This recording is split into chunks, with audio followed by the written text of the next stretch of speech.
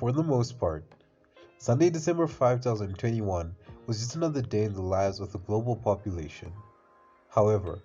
for women's football, there's an important date that marks an entire century since its ban in England by the English FA.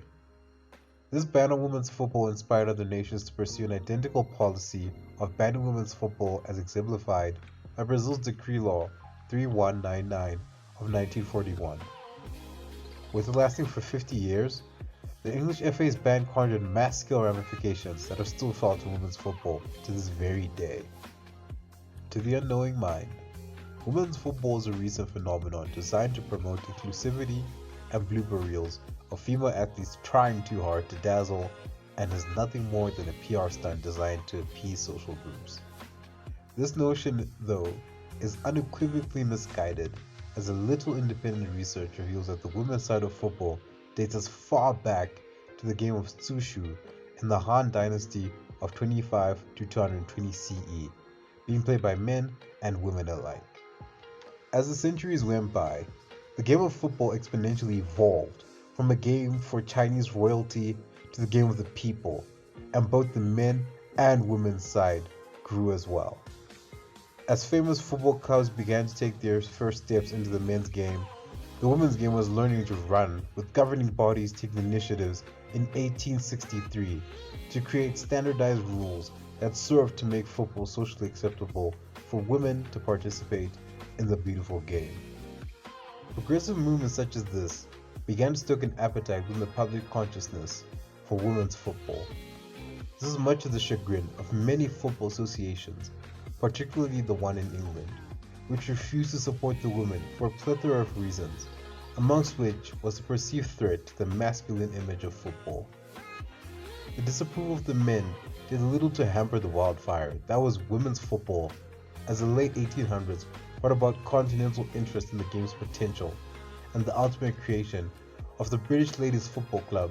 by Nettie Honeyball, which was the first ever women's football association club. Even in the advent of the First World War,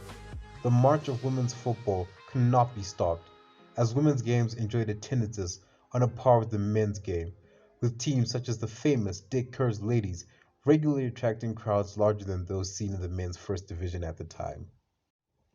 Even as World War I rolled into action, the appetite for women's football endured, as the support remained strong and the popularity continued to increase up until December 5, 1921. Because on this fateful day, the British Football Association outlawed women's football, with the official statement from the FA citing,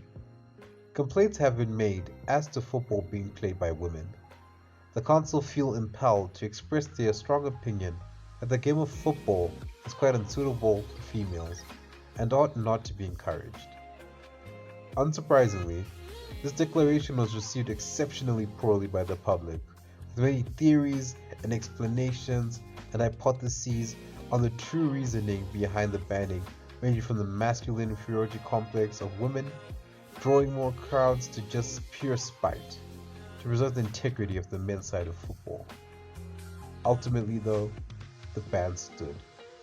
and one would think that women's football came to a complete standstill up until the ban would be rescinded half a century later. Thankfully, this was not the case, as even though they no longer had the backing of the FA, women's football continued in England with the establishment of the English Ladies Football Association. Though undoubtedly a rogue nation, the formation of the English Ladies Football Association exemplified the spirit of defiance